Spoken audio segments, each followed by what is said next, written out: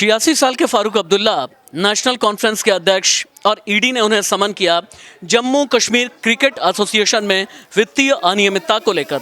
साल 2001 से 2012 तक जेकेसीए यानी जम्मू कश्मीर क्रिकेट एसोसिएशन के चीफ रह चुके हैं फारूक अब्दुल्ला। आज उम्र 86 साल की है। खबर यह है कि ईडी के सामने पेश नहीं हुए, लेकिन इस मामले में सीबीआई भी एफआईआर दर्ज कर चुकी है। सीबीआई एफआईआर के आधार पर ही ईडी की तरफ से समन किया गया था। वित्तीय अनियमितता को किस तरह से अंजाम दिया गया, फारूक अब्दुल्ला, राजीव शर्मा मेरे सीनियर कोलीग हैं। राजीव, फारूक अब्दुल्ला के जेकेसीए प्रेसिडेंट रहते हुए किस तरह की वित्तीय अनियमितता हुई, और ख़बर यह है कि जो समन है उसको स्किप करने वाले हैं फारूक अब्दुल्ला। आगे उनके लिए चैलेंजेस क्या हैं? नहीं, उन्होंने अपनी सेहत का हवाला देते हुए मना कर दिया, लेकिन इतना आसान नहीं है जितना ईडी का नाम लेकर ये कहना कि हमें परेशान किया जा रहा है। दरअसल जेकेसीए में जो फंड क्रिकेट के विकास के लिए, खिलाड़ियों की बेहतरी के लिए आता था, उसे जेकेसीए के जो आरोप है उसे जेकेसीए के कुछ सदस्यों ने अपने पर्सनल अकाउंट्स में साइफन ऑफ कर दिया, यानी ट्रांसफ़र कर दिया। ये उतना आसान नहीं है। इसका अमाउंट अभी तक सामने नहीं आ पाया, लेकिन इससे जुड़ा हुआ 21 करोड़ से ज़्यादा की प्रॉपर्टी, अब क्या बात कर रहे हैं, 2100 करोड़ से ज़्यादा की प्रॉपर्टी अटैच हो चुकी है। अटैच हो चुकी है इसके पहले। लेकिन ये इतना आसान नहीं है कि आरोप लगा दिया जाए कि ईडी हमें परेशान कर रही है। ये जेकेसीए के अकाउंट से आयोजन होते, क्रिकेट का विकास होता, लेकिन पर्सनल अकाउंट्स में क्यों चले गए, वो किसने होने दिया, और फारूक अब्दुल्ला को कैसे पता नहीं चला। एकदम ठीक बात है। 2011 से लेकर के 2012 तक अगर आप जेकेसीए के प्रेसिडेंट रहते हैं। विभूति जी भी कुछ कहना चाहते हैं। विभूति जी, मुझे ऐसा लगता है कि एक एक करके ईडी और सीबीआई की तरफ से भ्रष्टाचार के मामले में बड़ों को नापे जाने की तैयारी की जा रही है। इधर सोरेन के पास 7 समन गया ईडी का, नहीं हाजिर हुए। 3 समन अरविंद केजरीवाल के पास जा चुका है, नहीं हाजिर हुए। ईडी का समन फारूक अब्दुल्ला ने भी स्किप कर दिया है। ये पूरी कहानी क्या कहती है? देखिए, 2018 में सीबीआई की ओर से ये मामला दर्ज हुआ है। उसके बाद से फारूक अब्दुल्ला से पहले भी पूछताछ हुई है, यानी ईडी से पहले सीबीआई ने मामला दर्ज किया। अच्छा, अब जो है ईडी इस मामले में 2022 से लगी हुई है।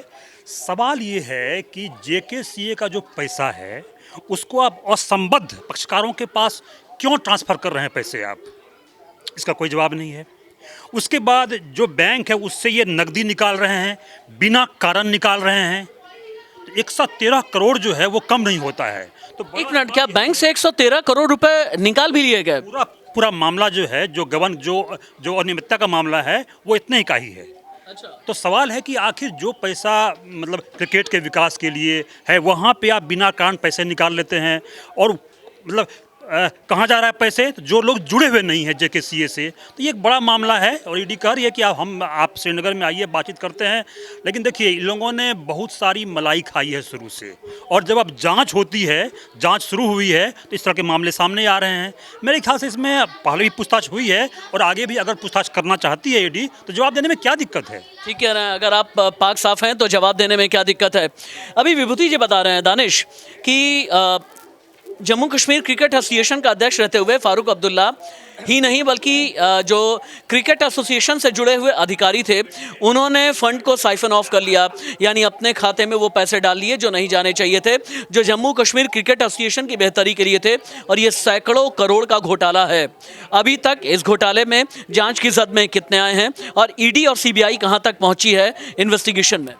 अभी तक जो जांच की जा रही है उसमें 3 मुख्यतः नाम आ रहे हैं। एक अली हसन करके कोई नाम है, और एक फारूक अब्दुल्ला करके हैं, जो 2001 से 2012 तक जम्मू कश्मीर क्रिकेट एसोसिएशन के अध्यक्ष थे। लेकिन जो मामला जो सामने आया 2004 से 2009 के बीच में, कि वो अपने ही जम्मू कश्मीर क्रिकेट एसोसिएशन का जो फंड होता है, बजाय उसके फंड में जाने के खुद के फंड में पैसे को ट्रांसफ़र किया गया, जिसको लेकर ये लगातार बात चलती रही और अनियमितता की बात आई।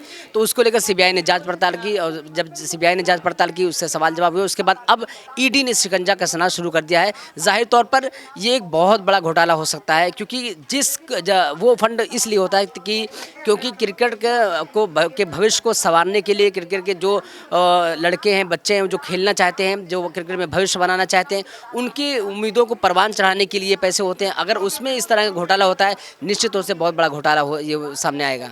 जम्मू कश्मीर क्रिकेट एसोसिएशन में वित्तीय अनियमितता का ये केस है। नाम तो एक फारूक अब्दुल्ला का है, लेकिन उसके अलावा और भी कई नाम जांच की जद में हैं।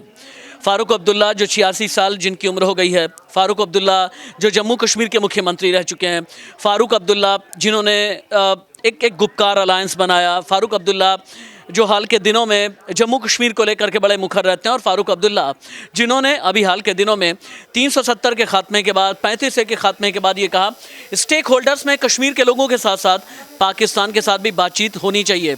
अब फारूक अब्दुल्ला के सामने इस वित्तीय अनियमितता वाले केस में ईडी और सीबीआई को जवाब देने का चैलेंज है। नमस्ते।